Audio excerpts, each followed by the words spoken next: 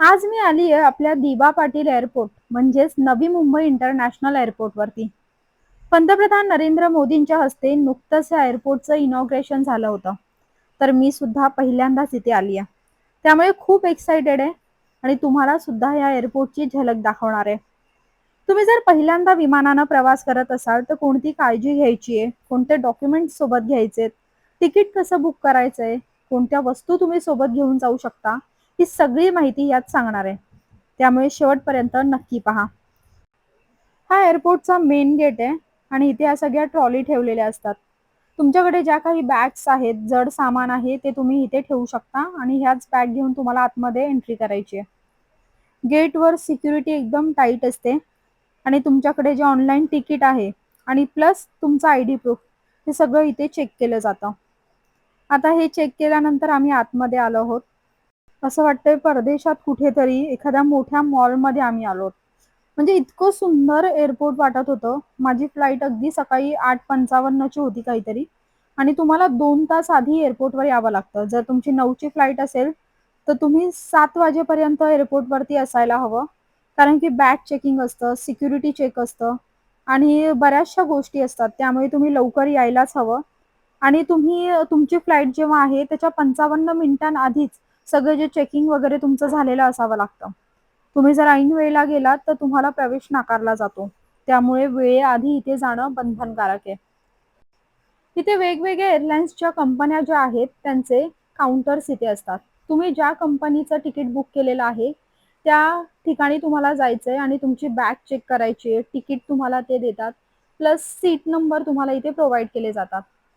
आता तुमच्याकडे ना 2 बॅग असतात. एक बॅग तुमच्या हातामध्ये असते, हँडबॅग तिला म्हणतात, ती तुम्ही प्लेनमध्ये बसताना तुमच्या सोबत असते आणि एक बॅग जिथे सामान ठेवले जातात, त्या सगळ्या वस्तू तिथे ती बॅग ठेवलेली जाते.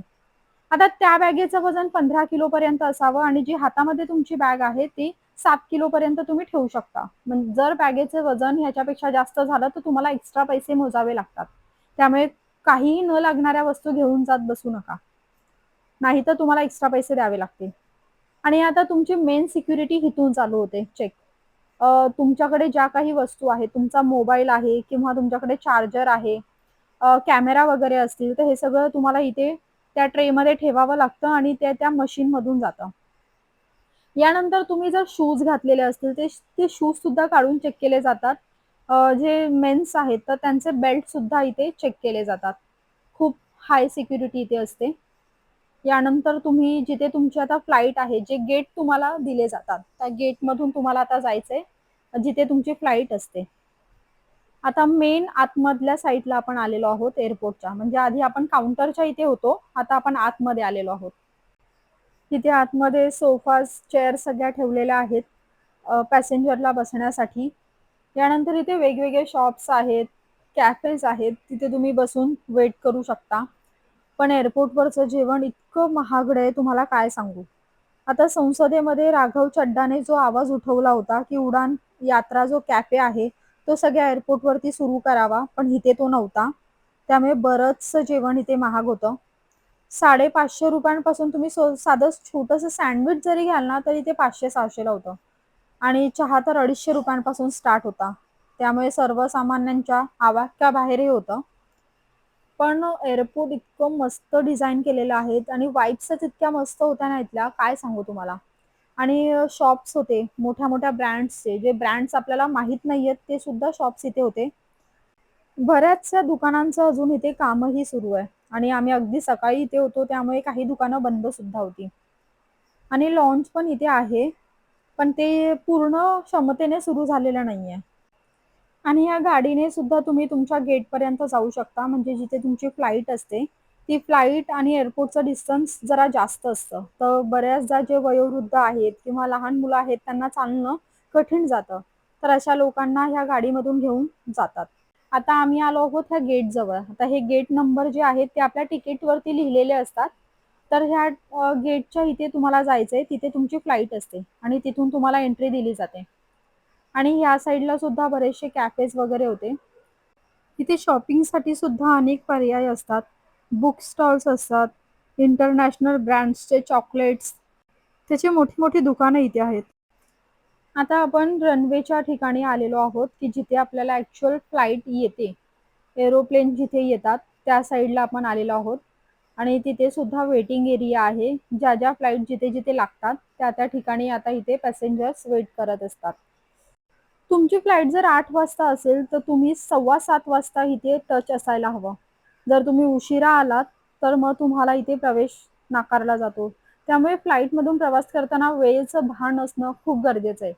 जे उशिरा येतात किंवा त्यांना काही कारणांमुळे जरी उशीर झाला, तरी ते प्रवेश देत नाहीत. त्यामुळे काळजी घ्या.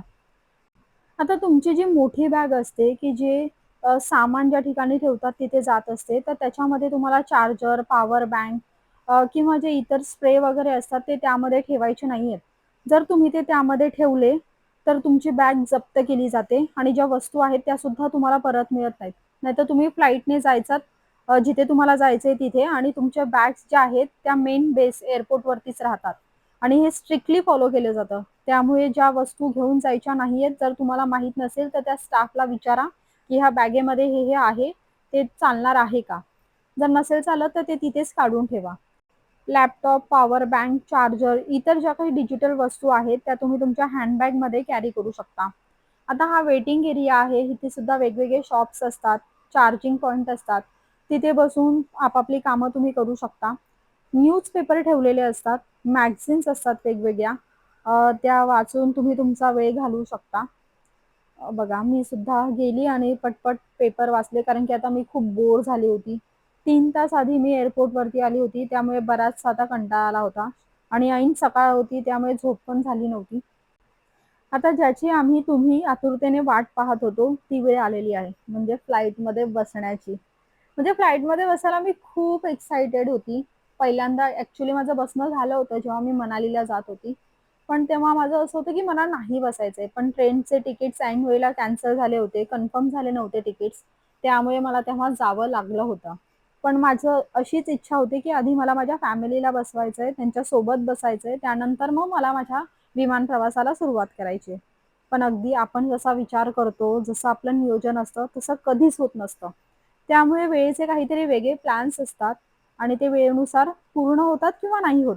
पण नशीब मला जो विचार करायचा होता, जे माझं स्वप्न होतं, ते स्वप्न पूर्ण होतंय.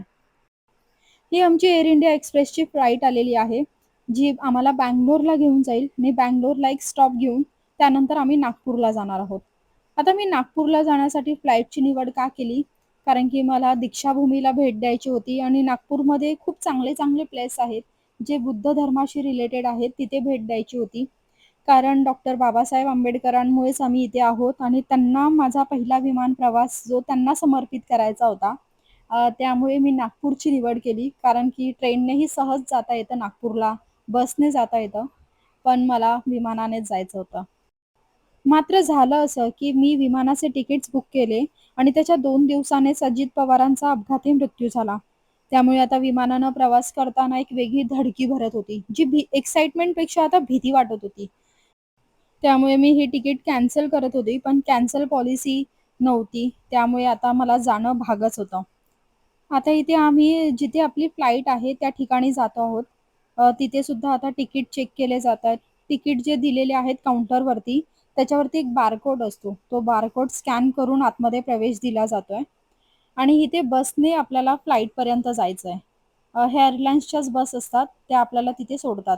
बऱ्याचदा आपल्याला रनवे जो असतो डायरेक्टली तो कनेक्ट असतो आपल्या गेटशी, तर कधी-कधी तो नसतो. त्यावेळेला असं बसने नेलं जातं. आता तुम्हाला विमानाचं तिकीट कसं बुक करायचंय, तर तुम्ही मेक माय ट्रिप किंवा गो आय बी ओ वेगवेगळ्या एअरलाईन्सचे जे वेबसाईट आहेत, त्याच्यावरती जाऊन तिकीट्स बुक करू शकता. आता एकाच एअरलाईन्सच्या जे तिकीट्स आहेत, ते वेगवेगळ्या वेबसाईटवरती वेगवेगळ्या रेट्सने असतात. कधी-कधी ते अगदी जास्त दाखवतात, तर कधी-कधी कमी रेट्समध्ये सुद्धा दाखवतात. त्यामुळे सतत चेक करावं लागतं आणि जेव्हा तुम्हाला ते कमी रेट्समध्ये दिसतील, तेव्हा तुम्ही ते बुक करू शकता.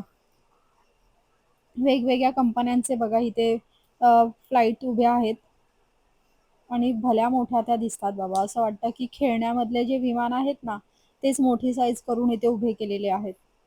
आता फायनली आमची पावलं विमानामध्ये वळालेली आहेत. किती मोठी फ्लाइट आहे ही बघा आणि इथून आता आम्ही वरती चाललेलो आहोत. मनामध्ये एक्साइटमेंट, भीती आणि स्वप्न पूर्ण होण्याचा आनंद हे सगळं घेऊन आम्ही आतमध्ये चाललेलो आहोत. आणि इथे आपल्या सुंदर सुंदर एअर होस्टेस उभ्या आहेत आणि ते आपल्याला खूप असं आनंदाने वेलकम आपलं ते करतात, नमस्कार करतात. एअर इंडियामध्ये बऱ्याचदा हिंदी बोललं जातं, हिंदीमधूनच ते तुमच्याशी बोलत असतात. आणि जिथे आता आपल्याला सीट दिलेली आहे त्या सीटकडे आपण चाललेलो आहोत. आणि ना तुम्हाला जर विंडो सीट हवी असेल किंवा एमर्जन्सी एक्झिटवाली जी सीट असते ना, ती जर हवी असेल ना, तर त्यासाठी वेगळे एक्स्ट्रा पैसे द्यावे लागतात. पण लकीली मला विंडो सीट मिळालेली आहे आणि आम्ही तिथे आता बसलेलो आहोत. आणि किती आतमधून मोठी फ्लाइट असते बघा. आणि 3-3 सीट्स असतात बाजूला. आणि हे वरती जे तुम्हाला दिसतं तिथे आपण जी हँडबॅग असते ती ठेवू शकतो. आणि तुम्हाला जे 2 तास आधी एअरपोर्टवरती यायचं असतं ना, ते काय यायचं असतं, तर किती मोठी प्रोसेस सगळी असते ही तुम्हाला आता दिसलेली असेल ह्या व्हिडिओमधून. आता ज्या एअर होस्टेस आहेत त्या आपल्याला जे सेफ्टी फीचर्स आहेत ते आपल्याला समजावून सांगतात, की जर काहीतरी इमर्जन्सी फ्लाइटमध्ये झालं तर काय करायचंय, लाईफ जॅकेट कसं घालायचंय, हे बेल्ट कसा लावायचा, हे सगळं ते तुम्हाला सांगतात. आणि आता फ्लाइट बघा वरती आलेली आहे आणि पूर्ण आम्ही आता ढगामध्ये आहोत. एकदम भारी वाटत होतं. थोडी जेव्हा ना फ्लाइट वरती उडते ना, त्यावेळेला खूप भीती वाटते आणि एकदा जेव्हा ती लँड होते ना, त्यावेळेला. ह्या 2 वेळेलाच थोडी भीती वाटत असते. पण त्याच्यानंतर एकदा वरती गेलो तर असं वाटतं विमान थांबलेलंच आहे. ते पुढे चालतच नाहीये. इतक्या त्या स्मूथली ते चालत असतं आणि मस्त वाटतं. पूर्ण असं आभाळ आणि त्या आभाळांमध्ये, ढगांमध्ये आपण जातोय. आणि जेव्हा आपण लहान असतो, तेव्हा आपण विमान वरतून जातो, तेव्हा त्याला बघतो आणि त्यावेळेला असं वाटतं, यार आपण कधी विमानात बसूया आणि आजच आपण त्यामध्ये बसलोय, तर खूप मज्जा येते. आणि हे जे वरती तुम्हाला बटन दिसतायत ना, तर ते बटन दाबून तुम्ही एअर होस्टेसला बोलू शकता. तिच्याकडून पाणी वगैरे किंवा काही माहिती हवी असेल, काही तुम्हाला खायच्या वस्तू घ्यायच्या असतील, तर त्यासुद्धा तुम्ही मागवू शकता. पण विमानामध्ये सुद्धा महाग आहे जेवण. ₹300 पोहे, उपमा असं मिळतं. पण तुम्हाला त्यासाठी कार्ड पेमेंट करावं लागतं. किंवा तुम्ही आधी प्री मील सुद्धा बुक करू शकता, जेव्हा तुम्ही फ्लाइटचं तिकीट बुक करताय त्यावेळेला. आणि आता 2-1.5 तासाने आम्ही आलेलो आहोत बंगलोरला आणि सगळे आपापल्या बॅगा घेऊन फ्लाइटमधून निघालेले आहेत. आणि एकदम हळू सगळे ते जातात. चला, विमानानं प्रवास करण्याचं स्वप्न तर पूर्ण झालं. पण अजित पवारांच्या विमानाचा जो अपघात झाला होता, त्यामुळे खूप भीती होती. म्हणून मी कर्म करायला जाते आणि कांड होतात, असं काहीसं होतं. पण ह्या बाबतीत थोडं नशीब थोडं का होईना ह्या बाबतीत चांगलं निघालं आणि आम्ही सेफली पोहोचलो. हा व्हिडिओ तुम्हाला कसा वाटला कमेंट करून नक्की सांगा. चॅनलला सबस्क्राईबही करा.